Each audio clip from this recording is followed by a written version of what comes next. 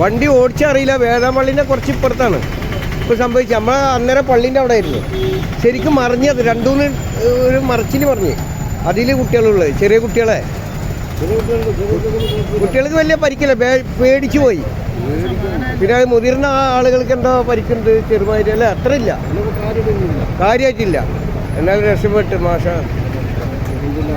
അപ്പോഴേക്ക് ആളുകൾ കൂടി അത് വളരെ ശ്രമം നടത്തിയ പെട്ടെന്ന്. അല്ലെങ്കിൽ കുട്ടികൾ ബേജാറാവും, ആകെ കരഞ്ഞിട്ട് ആകെ ബ്ലോക്കായി എന്നുള്ളതാണ്.